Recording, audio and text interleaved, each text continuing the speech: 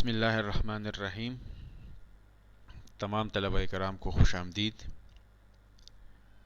اسلامیات لازمی کا یہ 10واں لیکچر ہے۔ قرآن پاک کی منتخب آیات کا ہم مطالعہ کر رہے تھے۔ آج سورۃ الانعام کی آیات نمبر 151 تا 154 اس کا مطالعہ کریں گے۔ یہ آیات احکام سے متعلق ہے اور اس میں 10 احکام کا ذکر ہے۔ وہ 10 احکام کون سے ہیں انشاءاللہ آپ لوگوں کو ترجمے سے اندازہ ہو جائے گا۔ اعوذ باللہ من الشیطان الرجیم، بسم اللہ الرحمن الرحیم۔ قل آپ کہہ دیجئے اے نبی علیہ السلام، تعالو آؤ، اتلو میں پڑھ کر سناؤں، میں تلاوت کروں، ما وہ چیزیں حرمہ جو حرام کی ہے ربکم تمہارے رب نے، علیکم تمہارے اوپر۔ نمبر 1، اللہ تشرکو بہ شیئا، یہ کہ شریک نہ بناؤ اس کے ساتھ، شیئن کچھ یا کوئی۔ وبالوالدین، اور والدین کے ساتھ احساناً نیک سلوک کرو، بھلائی کا معاملہ کرو، احسان کا معاملہ کرو۔ یہ نمبر 2۔ نمبر 3، ولا تقتلوا اولادکم، اور قتل نہ کرو اپنی اولاد، من املاق، مفلسی کے ڈر سے، یا بھوک کے اور محتاجی کے ڈر سے۔ نحن، ہم، نرزقکم، تمہیں بھی رزق دیتے ہیں، وإیاہم، اور انہیں بھی۔ ولا تقربوا، اور قریب نہ جاؤ۔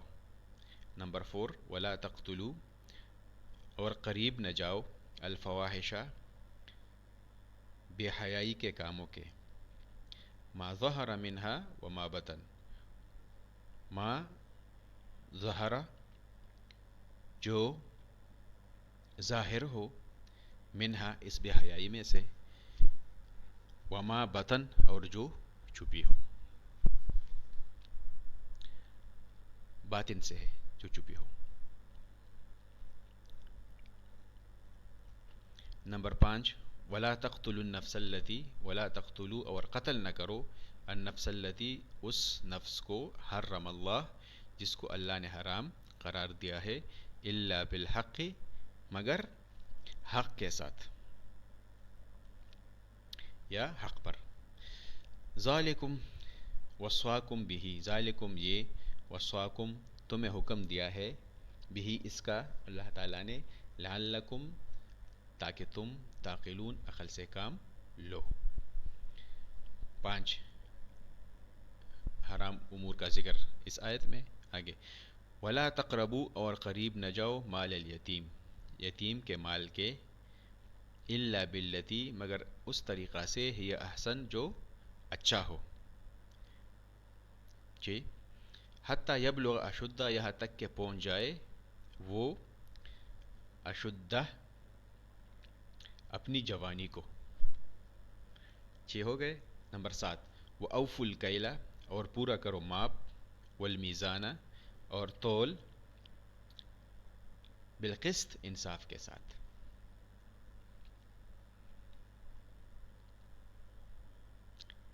لا نکلف نفسا الا وسعها، لا نکلف، ہم تکلیف نہیں دیتے، نفسا کسی نفس کو، کسی شخص کو، الا مگر وسعها، اس کے وسعت اور طاقت کے بقدر۔ نمبر 8، وَإِذَا قُلْتُمْ، اور جب تم بات کرو، تو فَعْدِلُوا، عدل سے کام لو، انصاف کرو، وَلَوْ كَانَ ذَا قُرْبَى، اگرچہ ہو تمہارے رشتہ دار، یعنی جب تم گواہی دو یا کسی کے درمیان فیصلہ کرو تو عدل و انصاف سے کرو۔ وَبِعَهْدِ اللَّهِ أَوْفُوا، یہ کتنا ہو گیا؟ نمبر 8، 5 پہلے میں سے تھے، تقربوا مال یہ 6، اوفوا الکیل 7، وَإِذَا قُلْتُمْ فَعْدِلُوا 8، وَبِعَهْدِ اللَّهِ أَوْفُوا یہ 9۔ وبعہد اللہ، اور اللہ کے ساتھ کیے ہوئے وعدے کو اوفو پورا کرو، اللہ کے عہد کو پورا کرو. ذالکم وصاکم بہ، اس کی اللہ تمہیں حکم، اس کا تمہیں اللہ نے حکم دیا ہے، لعلکم تذکرون، تاکہ تم نصیحت پکڑو. یہ اللہ اس کی تمہیں تاکیدی حکم کرتا ہے تاکہ تم نصیحت پکڑو. اور آخری نمبر 10، وَأَنَّ هَذَا صِرَاطِي مُسْتَقِيمًا، وَأَنَّ هَذَا، اور یہ صراطی میرا راستہ ہے، مستقیماً سیدھا، فاتبعوہ، اس پر چلو. 10واں حکم ہے اس راستے کے اوپر چلو. راستے سے کیا مراد ہے آگے اس پر بات ہوگی. وَلَا تَتَّبِعُوا، اور پیروی نہ کرو اور نہ چلو، السبل، دیگر رستوں پر، فتفرق، پس وہ جدا کر دے گی، پس وہ راستے جو ہے تمہیں جدا کر دیں گے، بکم تمہیں، عن سبیلہ، اللہ کے راستے سے. ذالکم، یہ، وصاکم بہ، حکم دیا اس کا تاکیدی تمہیں اللہ تعالیٰ نے، لعلکم تتقون، تاکہ تم تقوی اختیار کرو، پرہیزگاری اختیار کرو. تو یہ 10 احکام ہے. اس میں جو لغات ہے مشکل، اس کا ترجمہ تعالوا، آؤ، اتلو، میں تلاوت کروں، میں پڑھوں، اللہ تشرکو، کہ تم شریک نہ بناؤ کسی کو، کسی چیز کو، احسان معنی اچھا معاملہ، حسن سلوک، لا تقتلوا، قتل نہ کرو، املاق مفلسی کا خوف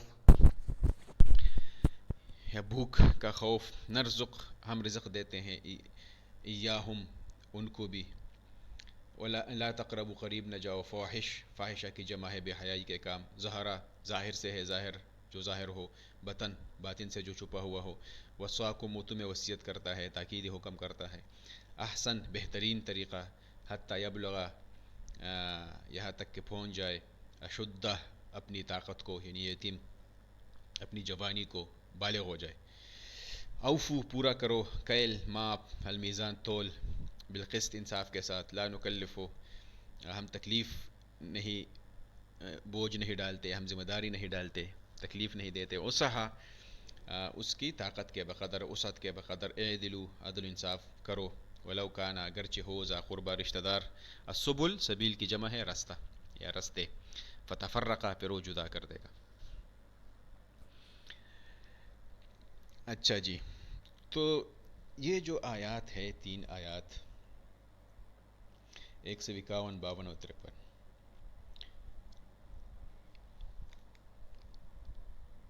اس میں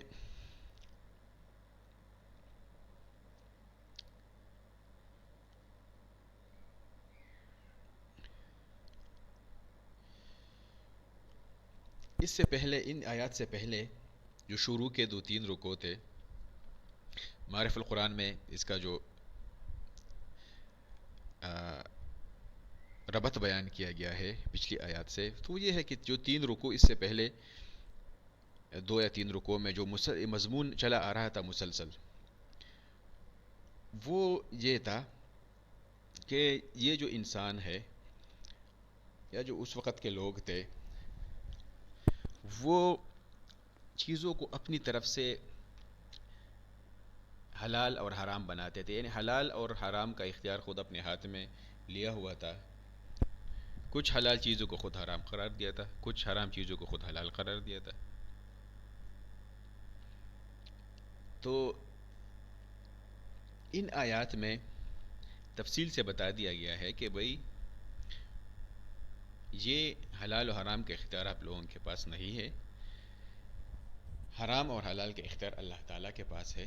اور جو چیزیں حرام ہیں تو ان کا پھر ذکر کیا ہے، وہ 10 چیزیں ہیں، 9 کا تو براہ راست ہے، اور 10ویں کا ذکر یہ ہے کہ ھذا صراطی مستقیما فاتبعوہ، اس کی اطاعت کرو. وہ 10 چیزیں کون سی ہے؟ اس میں سے ایک یہ ہے کہ بھئی اللہ تعالیٰ کے ساتھ عبادت و اطاعت میں کسی کو شریک نہ ٹھہراؤ، والدین کے ساتھ اچھا برتاؤ کرو، نافرمانی نہ کرو، فخر و افلاس کے خوف سے اولاد کو قتل نہ کرو، بے حیائی کے کاموں سے بچتے رہو، نمبر 5 کسی کو ناحق قتل نہ کرو. نمبر 6 یتیم کا مال ناجائز طور پر نہ کھاؤ. نمبر 7 ناپ تول میں کمی نہ کرو. نمبر 8 شہادت یا فیصلہ یا دوسرے جو کلام ہے گفتگو ہے اس میں بے انصافی نہ کرو. نمبر 9 اللہ تعالیٰ کے عہد کو پورا کرو. اور نمبر 10 اللہ کے سیدھے راستے کو چھوڑ کر دائیں بائیں دوسرے راستے اختیار نہ کرو. یہ جو 3 آیات ہیں تو صاحب معارف القرآن نے لکھا ہے کہ حضرت کعب احبار رحمۃ اللہ علیہ جو تورات کے بہت بڑے ماہر عالم ہیں، یہ پہلے یہودی تھے پھر مسلمان ہوئے. وہ فرماتے ہیں کہ قرآن مجید کے یہ آیات جن میں 10 حرام چیزوں کا یہ بیان ہے، یہ اللہ کی کتاب تورات بسم اللہ کے بعد بھی انہی آیات سے شروع ہوتی ہے، کہ تورات بھی بسم اللہ کے بعد انہی آیات سے شروع ہوتی ہے. اور یہ بھی کہا گیا ہے کہ یہی وہ 10 کلمات ہیں جو حضرت موسیٰ علیہ السلام پر نازل ہوئے تھے. اسی طرح عبداللہ ابن عباس رضی اللہ عنہ فرماتے ہیں کہ یہی وہ آیات محکمات ہیں جن کا ذکر سورہ آل عمران میں ہے کہ منہ آیات و محکمات ہن ام الکتاب. اور یہ آدم علیہ السلام سے لے کر خاتم الانبیاء حضرت محمد صلی اللہ علیہ وسلم تک تمام انبیاء کی شریعتیں ان احکام پر متفق رہی ہے، اور ان میں سے کوئی چیز کسی مذہب و ملت اور کسی شریعت میں منسوخ نہیں ہوئی ہے. بحوالہ تفسیر بحر محیط کہ یہ جو 10 احکام ہے تمام شریعتوں میں یہ احکام دیے گئے تھے اور کسی شریعت میں اس کا منسوخ ہونا ثابت نہیں ہے. اسی طرح یہ جو آیات ہے ان کو رسول اللہ صلی اللہ علیہ وسلم کا وصیت نامہ بھی کہا جاتا ہے. اور تفسیر ابن کثیر میں حضرت عبداللہ ابن مسعود سے نقل ہے، منقول ہے کہ انہوں نے فرمایا کہ جو شخص رسول اللہ صلی اللہ علیہ وسلم کا ایسا وصیت نامہ دیکھنا چاہے جس پر آپ صلی اللہ علیہ وسلم کی مہر لگی ہو تو وہ ان آیات کو پڑھ لے. ان میں وہ وصیت موجود ہے جو رسول اللہ صلی اللہ علیہ وسلم نے بحکم خداوندی امت کو دی ہے. یعنی اگر کوئی رسول اللہ صلی اللہ علیہ وسلم کی مہر شدہ سٹیمپ شدہ وصیت کو دیکھنا چاہے تو یہ 3 آیات پڑھ لے. اسی طرح حضرت عبادہ ابن صامت سے منقول ہے کہ رسول اللہ صلی اللہ علیہ وسلم نے صحابہ کرام کو خطاب کر کے فرمایا کون ہے جو مجھ سے 3 آیتوں پر بیعت کرے. پھر یہی 3 آیتیں تلاوت فرما کر ارشاد فرمایا کہ جو شخص اس بیعت کو پورا کرے گا تو اس کا اجر اللہ تعالیٰ کے ذمہ ہو گیا. اب ان آیات کا مختصر تفسیر پڑھتے ہیں. شروع میں ہے کہ قل تعالوا اتل ما حرم ربکم علیکم. تعالوا مانا آ جاؤ، اور کہتے ہیں یہ کلمہ تب بولا جاتا ہے جب کوئی بندہ بلندی عربی میں تعالوا کم ہیئر ادھر آؤ، یہ اس وقت بولا جاتا ہے جب انسان بلندی کے اوپر ہو اور لوگوں کو بلائے. تو اس سے اس بات کی طرف اشارہ ہے کہ جو بھی ان احکام کا لحاظ رکھے گا، خیال رکھے گا، اس کے اوپر عمل کرے گا تو اس کو رفعتیں اور بلندیاں نصیب ہوں گی. کہہ رہے ان آیات کا اگرچہ خطاب مشرکین مکہ کا ہوتا مگر یہ اب اس کا مضمون جو ہے یہ عام ہے اور تمام بنو نوع انسان کو یہ خطاب ابھی شامل ہے، خواہ وہ مومن ہے، خواہ کافر ہے، عرب ہے، عجم ہے، موجودہ لوگ ہے یا آئندہ آنے والی نسلیں ہے. اس میں جو سب سے پہلا حکم ہے وہ یہ ہے کہ کسی کو اس کا شریک نہ بناؤ. اللہ تعالیٰ کے ساتھ کسی کو شریک نہ بناؤ. اللہ تشرکوا بہ شیئا، اللہ تعالیٰ کے ساتھ کسی کو شریک نہ بناؤ، نہ ذات میں، نہ صفات میں، نہ علم میں، نہ قدرت میں. تو اس میں مشرکین مکہ جو تھے وہ تو بتوں کو خدا کے ساتھ ساجی بناتے تھے، ان کو بتوں سے روکا گیا. یہود و نصارہ کو، انبیاء کو وہ یا تو خدا کہا کرتے تھے یا خدا کا بیٹا. قالت الیہود عزیر ابن اللہ وقالت النصارى عیسی ابن اللہ. تو ان کو منع کیا گیا ہے کہ ایسا نہ کہو. اس طرح بعض لوگ فرشتوں کو خدا کی بیٹیاں قرار دے رہے تھے تو ان کو بھی منع کیا گیا کہ کسی لحاظ سے بھی اللہ کے تعالیٰ کے ساتھ کسی کو شریک نہ. اللہ تعالیٰ احد بھی ہے، واحد بھی ہے، ایک بھی ہے، یکتا بھی ہے. اللہ تعالیٰ کا کوئی شریک نہیں ہے. اور شرک اتنا بڑا گناہ ہے کہ ان اللہ لا یغفر ان یشرک بہ ویغفر ما دون ذلک لمن یشاء. دوسری جگہ قرآن میں ہے کہ اللہ تعالیٰ ہر قسم کے گناہ کو معاف فرما دیتا ہے لیکن شرک کو معاف نہیں کرتا.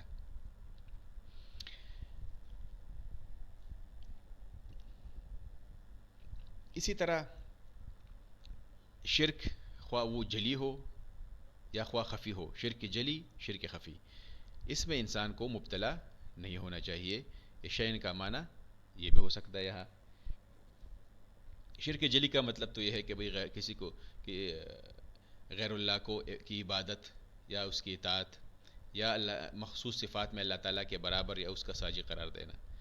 اور شرک خفی یہ ہے کہ اپنے کاروبار اور دینی دنیاوی مقاصد میں اور نفع نقصان میں اگرچہ عقیدہ تو یہی ہو کہ کارساز اللہ تعالیٰ ہے، مگر عملاً دوسروں کو کارساز سمجھے اور ساری کوشش دوسروں ہی سے وابستہ رکھے. شرک جلی تو ظاہر ہے کہ بھئی انسان غیر اللہ کی عبادت کرے یا اطاعت کرے. شرک خفی وہ ہے کہ عقیدہ تو اس کا یہ نہ ہو لیکن عملی طور عمل سے اس کا شرک ظاہر ہو. جیسے مثلا نماز یا عبادت کو ریا کی نیت سے، کسی دکھلاوے کی نیت سے عبادت کرنا، اس کو بھی شرک قرار دیا گیا ہے، شرک خفی. تو شرک کے ہر قسم کے سے اپنے آپ کو بچانا ہے اور توحید کا خالص عقیدہ رکھنا ہے. تو سب سے پہلا جو حکم ہے وہ یہ ہے کہ اپنے آپ کو شرک سے بچاؤ. حدیث مبارک میں آتا ہے کہ رسول اللہ صلی اللہ علیہ وسلم نے فرمایا کہ اللہ تعالیٰ کے ساتھ کسی کو ساجی نہ قرار دو، اگرچہ تمہارے ٹکڑے کر دیے جائے یا تمہیں سولی پر چڑھا دیا جائے یا تمہیں زندہ جلا دیا جائے، لیکن کیا نہیں کرنا؟ شرک نہیں کرنا. دوسرے نمبر پر ہے والدین کے ساتھ احسان کا سلوک کرو. جو آپ کے والدین ہیں، دنیا میں آنے کا آپ کا ذریعہ ہے، انہوں نے آپ کے ساتھ مشقتیں جی لی ہے، اپنا پیٹ کاٹ کر آپ کو پالا پوسا ہے، بڑا کیا ہے، تو ان کے ساتھ حسن سلوک کا معاملہ کرنا ہے. خاص کر جب وہ ہو ضعیف العمر ہو اور کمزور ہو. دوسری جگہ قرآن میں ہے وَاخْفِضْ لَهُمَا جَنَاحَ الذُّلِّ مِنَ الرَّحْمَةِ وَلَا تَقُلْ لَهُمَا أُفٍّ وَلَا تَنْهَرْهُمَا، کہ اپنے جو آپ کے والدین ہیں تو ان کے ساتھ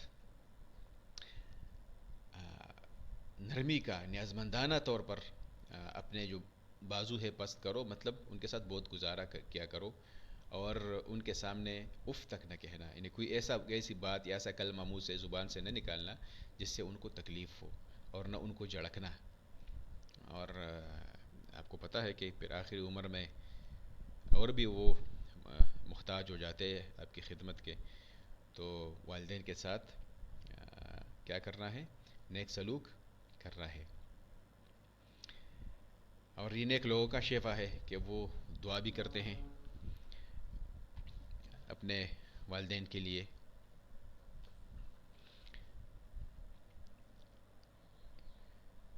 جس طرح قرآن میں ہے کہ انشکر لی ولی والدیک الی المصیر، اللہ نے حکم دیا ہے کہ میرا بھی شکر ادا کرو اپنے والدین کا اور پھر میرے ہی طرف لوٹ کر آنا ہے.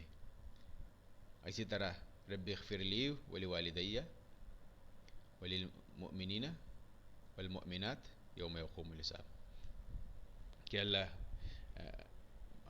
میری مغفرت فرما، میرے والدین کی مغفرت فرما. رب ارحمہما کما ربیانی صغیرہ، اے میرے رب ان دونوں کے اوپر رحم فرما جیسا کہ انہوں نے مجھے پالا پوسا ہے. اس طرح حدیث مبارک میں بہت زیادہ فضائل آئے ہیں، اس کے اوپر مستقل رسالے لکھے گئے ہیں والدین کی اطاعت کے اوپر. صحیحین میں ہے کہ حضرت عبداللہ بن مسعود کی روایت ہے کہ انہوں نے حضور صلی اللہ علیہ وسلم سے پوچھا کہ سب سے افضل عمل کون سا ہے؟ فرمایا نماز وقت پر پڑھنا، کہ نماز اپنے وقت پر ادائیگی اس کی ہو. پھر پوچھا اس کے بعد کون سا عمل افضل ہے؟ فرمایا والدین کے ساتھ اچھا سلوک کرنا. پھر پوچھا اس کے بعد کون سا عمل افضل ہے؟ فرمایا جہاد فی سبیل اللہ. صحیح مسلم میں حضرت ابو ہریرہ رضی اللہ عنہ کی روایت ہے کہ ایک دن رسول اللہ صلی اللہ علیہ وسلم نے 3 مرتبہ فرمایا کہ ذلیل ہو گیا، ذلیل ہو گیا، ذلیل ہو گیا۔ اللہ! صحابہ کرام نے پوچھا کون ذلیل ہو گیا؟ فرمایا وہ شخص جس نے اپنے ماں باپ کو ان کے بڑھاپے میں پایا اور پھر ان کی خدمت کر کے جنت میں داخل نہ ہوا۔ حضور صلی اللہ علیہ وسلم نے 3 قسم کے لوگوں پر لعنت کی ہے۔ مشہور حدیث مبارک ہے رمضان کے حوالے سے کہ ایک دن نبی علیہ السلام ممبر پر تشریف فرما ہو رہے تھے، تو جیسے ہی ایک سیڑھی کے اوپر قدم رکھا تو فرمایا آمین، دوسرے کے اوپر رکھا پھر فرمایا آمین، تیسرے کے اوپر رکھا پھر فرمایا آمین۔ تو صحابہ کرام نے پوچھا بعد میں کہ اللہ کے رسول صلی اللہ علیہ وسلم، آج تو خلاف معمول ہم نے ایک منظر دیکھا، اس کی کیا وجہ ہے؟ صحابہ کرام اپنے دین کے حوالے سے، آخرت کے حوالے سے بہت حساس تھے، ہر چیز کے بارے میں پوچھا کرتے تھے کہ یہ تو ہم نے پہلے یہ منظر کبھی نہیں دیکھا کہ سیڑھی چڑھتے ہوئے اپنے امین کہا ہو۔ تو نبی علیہ السلام نے ارشاد فرمایا کہ جبریل امین آئے تھے اور 3 لوگوں کو انہوں نے بددعا دی، اور کے بعد میں نے اس کے اوپر آمین کہا۔ تو آپ اندازہ کریں کہ فرشتہ ہے، معصوم عن الخطا ہے، اس طرح انبیاء بھی معصوم ہوتے ہیں اور مستجاب الدعوات بھی ہوتے ہیں کہ ان کے دعاؤں کو دعا بھی رد نہیں کی جاتی اور بد دعا بھی رد نہیں کی جاتی۔ تو جو فرشتہ جب بد دعا دے اور خیر الانبیاء سید المرسلین صلی اللہ علیہ وسلم اس کے اوپر آمین کہے تو یہ بد دعا کتنی بڑی بد دعا ہے۔ تو ارشاد فرمایا کہ جب میں پہلی سیڑھی کے اوپر میں نے قدم رکھا تو حضرت جبرائیل امین نے کہا کہ ہلاک ہو اس شخص جس نے رمضان کو پایا اور اس میں اس کی مغفرت نہ ہو جائے۔ تو میں نے کہا کہ آمین۔ پھر دوسرے بندے کے لیے بد دعا دی کہ وہ شخص ہلاک و برباد ہو جائے جس کو ماں باپ دونوں یا ان میں سے ایک کوئی ملے بڑھاپے میں اور ان کی خدمت کی برکت سے وہ اس کی مغفرت نہ ہو جائے۔ تو میں نے کہا آمین۔ اور تیسرے نمبر پر وہ شخص جس کے سامنے آپ کا ذکر آ جائے اور وہ آپ کے اوپر درود نہ پڑے تو وہ برباد ہو جائے، ہلاک ہو جائے۔ تو میں نے کہا آمین۔ تو تینوں چیزوں کا خیال رکھنا چاہیے رمضان شریف کو، اس میں ایسے اس کو گزارنا چاہیے کہ اس میں ذات کی مغفرت ہو جائے، نیک اعمال کرے، اس میں گناہوں سے بچتا رہے، عام زندگی میں بھی اور خاص کر رمضان میں۔ اس طرح ماں باپ کی خدمت کرے، دونوں ہو یا ان میں سے کوئی ایک ہو، بالکل وہ نہیں کرنا چاہیے، ان کی دل آزاری اور ان کی بد دعا نہیں لینے چاہیے۔ اسی طرح جب نبی علیہ السلام کا ذکر آ جائے، کسی محفل میں ذکر ہو رہا ہو، تو علماء نے لکھا ہے کہ ایک دفعہ درود شریف پڑھنا جو ہے یہ واجب ہے، اور ہر دفعہ بندہ پڑھے، اپنے ساتھ پڑھے چپکے سے، خاموشی سے، تو اس کی بہت زیادہ فضیلت آئی ہے۔ حدیث مبارک میں آتا ہے من صلی علیہ واحدۃ صلی اللہ علیہ بہا عشرہ، جو میرے اوپر ایک دفعہ درود پڑھ لے اللہ تعالیٰ اس کے اوپر 10 رحمتیں بھیجتا ہے۔ اس طرح قرآن میں ہے نا ان اللہ و ملائکتہ یصلون علی النبی یا ایھا الذین آمنوا صلوا علیہ وسلموا تسلیما، اس کا بعد میں آیت آ بھی رہی ہے۔ اسی طرح اپنی اولاد کو مفلسی کے ڈر سے قتل نہ کرو، اور اللہ کہتا ہے کہ ہم تمہیں بھی رزق دیتے ہیں، انہیں بھی رزق دیتے ہیں۔ تو اس زمانے میں لوگ 2 وجوہات کی وجہ سے اپنی اولاد کو قتل کرتے تھے، خاص کر بچیوں کو، لڑکیوں کو، جس طرح قرآن میں ہے کہ وَإِذَا الْمَوْءُودَةُ سُئِلَتْ بِأَيِّ ذَنبٍ قُتِلَتْ، جب ان کے بچیوں کے بارے میں جن کو زندہ درگور کیا گیا ہے، ان کے بارے میں جب پوچھا جائے گا قیامت کے دن کہ بھئی کس گناہ کے اوپر کس گناہ کی پاداش میں ان کو آپ لوگوں نے زندہ درگور کیا اور قتل کیا ہے، تو ایک تو یہ ان کو آر کی وجہ سے، شرم کی وجہ سے قتل کرتے تھے کہ بھئی میرا داماد نہ ہو کہیں، تو خود تو وہ شادیاں کرتے تھے لیکن یہ ان کو پسند، خود داماد بنے ہوئے ہوتے تھے اور کسی کو داماد بنانا ان کو اس میں آر اور شرم محسوس ہوتی تھی، ایک اس وجہ سے۔ دوسرے نمبر پر قتل کرتے تھے مفلسی کے ڈر سے کہ بھئی کیسے پالیں گے، کیسے رزق دیں گے۔ تو اللہ نے کہا کہ بھئی ہم تو آپ کو بھی رزق دیتے ہیں، اور آپ خود جو ہے رزق آپ کے ہاتھ میں تو نہیں ہے، رزق تو اللہ کے ہاتھ میں ہے۔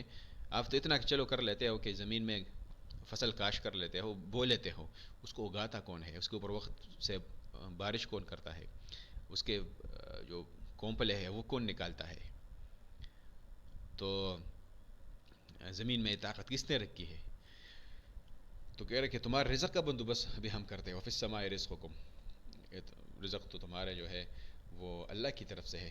وما من شیء الا عندنا خزائنہ، ہر چیز کے خزانے اللہ کے پاس ہے. جب تمہیں رزق ملتا ہے، اور اس کا پہلے نحن نرزقکم کا ذکر کہہ رہے اس لیے بھی کیا کہ جو بعد اس سے یہ بھی اشارہ ملتا ہے کہ ہو سکتا ہے کہ ان بچوں کی وجہ سے آپ کو رزق ملتا ہو، کیونکہ حدیث مبارک میں آتا ہے کہ آپ میں سے جو وہ ہے ضعیف ہے، کمزور ہے، تو ہو سکتا ہے کہ ان کی وجہ سے آپ کو رزق ملتا ہو. انما تنصرون وترزقون بضعفائکم، کہ تمہاری نصرت اور مدد کی جاتی ہے اور تمہیں رزق دیا جاتا ہے تمہارے کمزور لوگوں کی سبب کے طفیل. اسی طرح یہ بھی علماء نے لکھا ہے اس کے ضمن میں کہ آج کل اولاد کو قتل کرنا کیا ہے، وہ یہ ہے کہ ان کی اچھی تربیت نہ کی جائے، اسلامی تعلیم و تربیت نہ کی جائے، اور ان کو ویسے ہی معاشرے کے رحم و کرم کے اوپر چھوڑ دیا جائے اور بندوبست نہ کیا جائے ان کی تعلیم و تربیت کا اور ان کے اخلاق کی بہتری کا، تو یہ بھی ان کو قتل کرنے کے مترادف ہے، کیونکہ وہ تو یا معاشرے کو نقصان دیں گے یا خدا اپنے آپ کو نقصان دیں گے، آپ کو بھی نقصان دے گے، ایسا ہے جیسے ان کو قتل کرنا ہے. چوتھے نمبر پر بے حیائی اور بے شرمی کے قریب بھی نہ پٹکو، خواہ ظاہر ہو خواہ پوشیدہ ہو.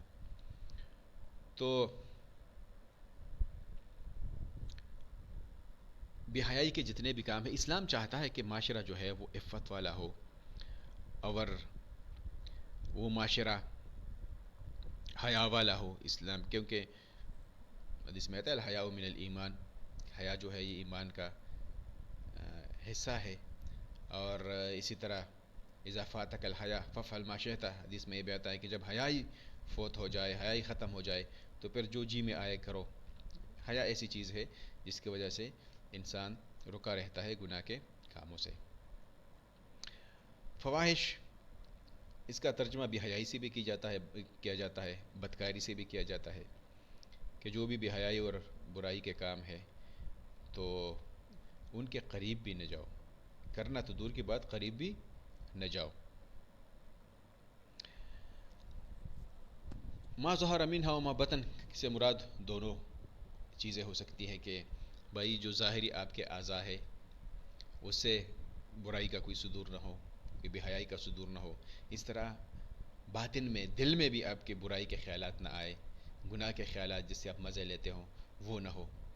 اور دوسرا مطلب یہ بھی بنتا ہے کہ ظاہر کھل کے بے حیائی کے کام نہ کرو اور چپکے سے یہ بھی نہ کرو. تو بے حیائی کے کاموں سے بچنا ہے اور حیا والا ماحول پیدا کرنا ہے. آنکھوں میں حیا ہو، دل میں حیا ہو، باقی اعضاء میں حیا ہو. اسی طرح پانچواں حکم ہے کہ کسی شخص کو قتل نہیں کرنا، کسی کی جان نہیں لینی، کیونکہ دوسری جگہ قرآن میں ہے کہ جس نے کسی ایک شخص کو قتل کیا فکأنما قتل الناس جميعا، اس نے گویا پوری انسانیت قتل کی. ایک اسلامی معاشرہ ہوگا تو اس میں بسنے والے افراد کے جان، مال، عزت اور نفس یہ محفوظ ہوں گے، اور دین کے مقاصد میں بھی یہی ہے کہ انسان کی جان جو ہے وہ محفوظ رہے. اللہ کے ہاں یہ بہت زیادہ قدر ہے، انسانی جان کو بہت زیادہ عظمت اور احترام حاصل ہے. ہاں الا بالحق، مگر یہ کہ حق ذریعے سے. تو حق ذریعہ کیا ہو سکتا ہے؟ جس طرح حدیث میں آتا ہے کہ لا يحل دم امرئ مسلم الا باحدى ثلاث، کہ تین چیزوں کی وجہ سے کسی شخص کا خون کیا جا سکتا ہے، اس کو قتل کیا جا سکتا ہے. ایک تو قصاص میں، کہ کسی نے کسی کو قتل کیا تو قصاصاً قاتل کو قتل کیا جائے گا. اسی طرح الثیب الزانی، کہ جو شادی شدہ زناکار ہے تو اس کو رجم کیا جائے گا. اسی طرح مرتد جو ہے التارک لدینہ المفارق للجماع، کہ جو مرتد ہو جائے اور مسلمانوں کی جماعت سے نکل جائے تو اس کو قصاصاً اس کو قتل کیا جائے گا اس ارتداد کی وجہ سے. اور ساتھ میں یہ بھی ہے کہ اگر اسلامی معاشرہ ہے اس میں کوئی فساد پھیلا رہا ہے اور اسلامی نظام حکومت کو الٹنے کی کوشش کر رہا ہے، بدامنی پھیلا رہا ہے، تو ایسی صورت میں بھی پھر اس کے ثوابدید ہے، اختیار ہے۔ اسی طرح یتیم کے مال کے قریب بھی مت جاؤ۔ چھٹا حکم یہ ہے کہ قریب کا جو یتیم ہے اس کے مال کو نہ کھاؤ یہاں تک کہ وہ سن بلوغ کو پہنچ جائے۔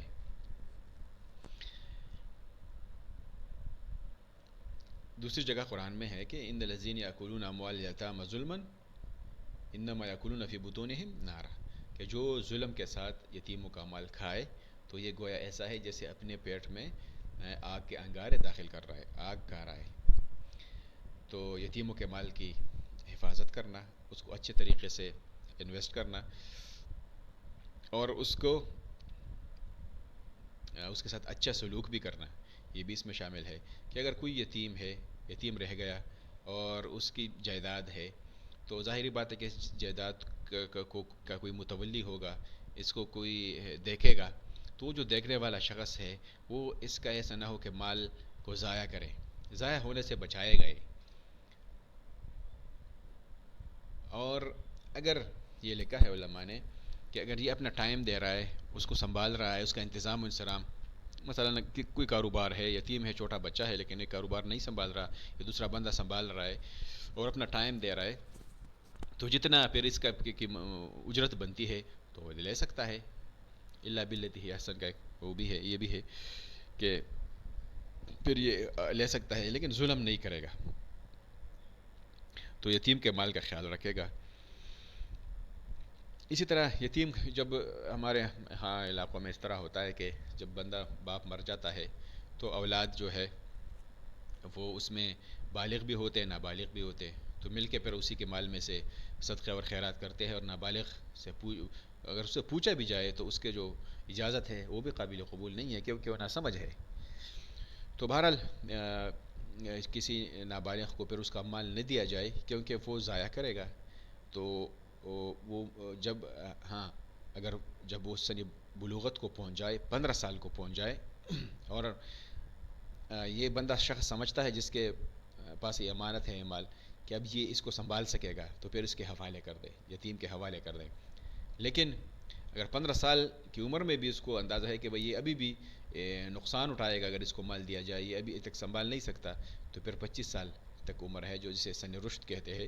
فَإِنْ آنَسْتُم مِّنْهُمْ رُشْدًا قرآن میں دوسری جگہ ہے کہ جب تم دیکھو کہ بھئی یہ بندہ اب سمجھدار ہے، اس میں سمجھداری آ گئی ہے تو مال دے دو۔ اس کا علماء نے پھر 25 سال لکھا ہے کہ 25 سال کی عمر میں اب ان کے حوالے کر دے۔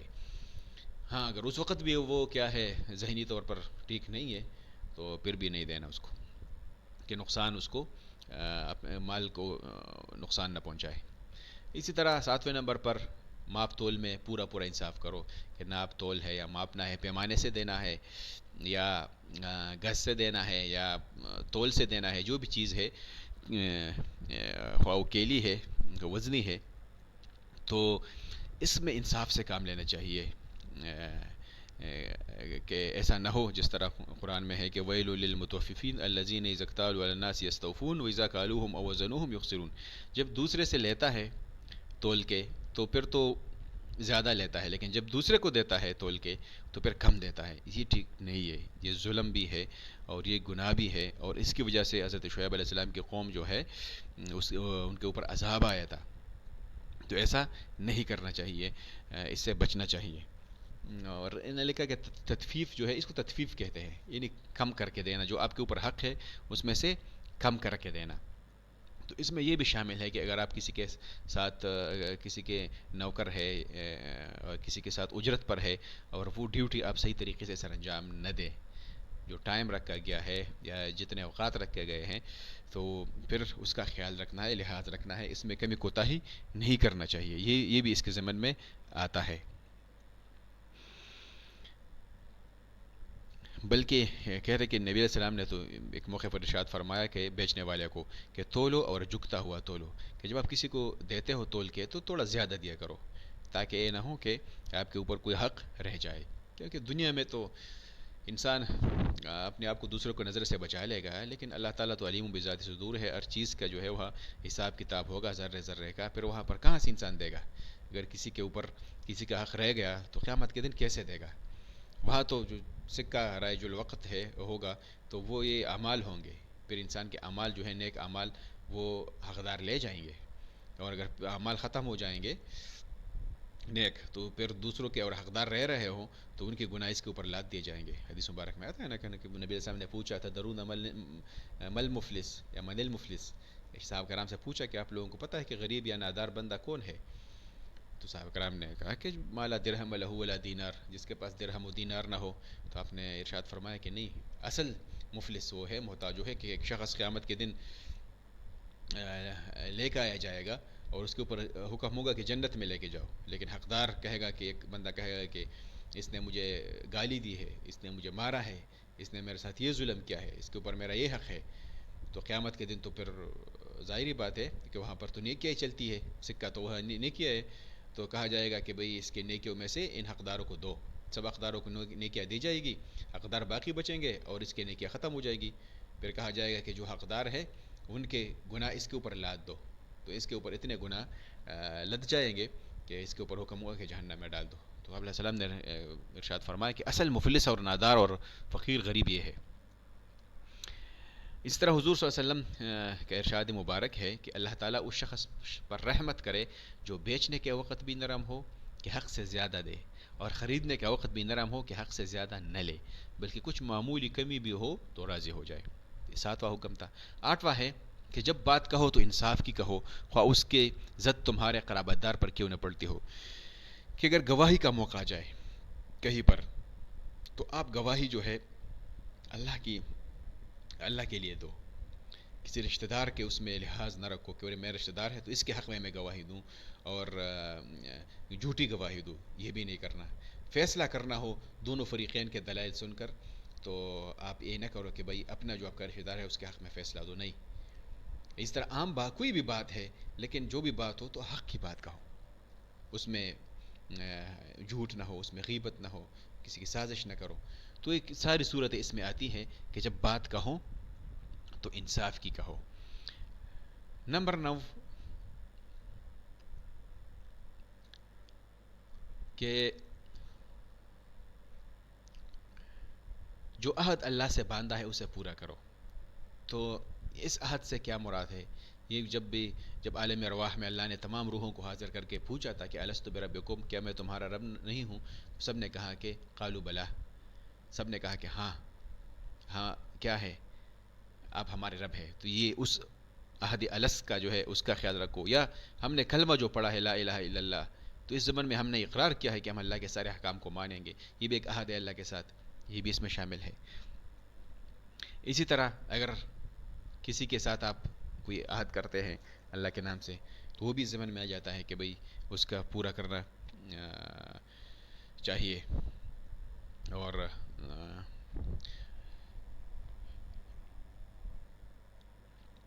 اس کی بہت تاکید آئی ہے قرآن میں بھی احادیث میں بھی کہ بھئی جو وعدہ ہو اس کو اب پورا کر لیا کرے، اوفوا بالعقود آتا ہے۔ اس طرح حدیث مبارک میں آتا ہے کہ لا ایمان لمن لا عہد لہ، سخت بات ہے کہ جس کا جو وعدے کا پابند نہیں ہے تو اس کا ایمان ہی نہیں ہے، مطلب اس کا ایمان کامل ہی نہیں ہے۔ بہرحال جو عہد انسان کرے اس کو پورا کرے، اللہ کے ساتھ ہو یا خواہ بندوں کے ساتھ ہو۔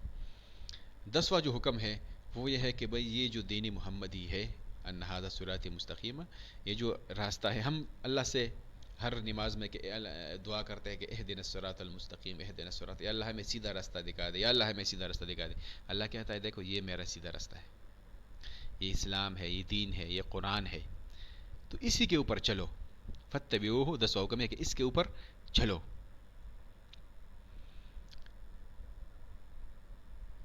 اور دوسرے راستوں کے اوپر مت چلو، وہ اللہ کے راستے سے تمہیں دور بھٹکا دیں گی۔ یہی ان الدین عند اللہ الاسلام، اللہ کے ہاں دین اسلامی مقبول دین ہے، صحیح راستہ ہے۔ اور باقی جو ادیان ہے، باقی جو راستے ہیں ان کے اوپر نہیں چلنا، دیگر راستے جو ہے یا جو شیطانی راستے ہیں اس کے اوپر نہیں چلنا، بلکہ جو دین محمدی ہے یہ سیدھا راستہ ہے، اس کے اوپر چلنا ہے۔ آخری جو ایک آیت ہے ثم آتینا موسی الکتاب تماما علی الذی احسن وتفصیلا لکل شیء وہدی ورحمۃ لعلہم بلقاء ربہم یؤمنون. ثم آتینا، پھر ہم نے دی موسیٰ علیہ السلام کو کتاب تماماً،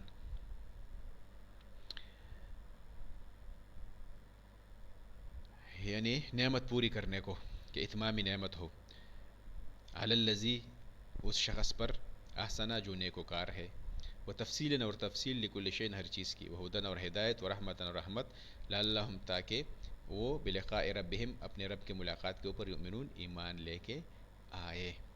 تو وہ بھی آسمانی کتاب تھی تورات، جو کہ ابھی منسوخ ہے، اور اس کو بھی دیکھے رحمت بھی کہا گیا ہے، ہدایت بھی کہا گیا ہے. تو ہر زمانے میں جس پیغمبر کو جو کتاب دی گئی ہے وہ رحمت کا ذریعہ اور ہدایت کا ذریعہ وہ ہوتی تھی.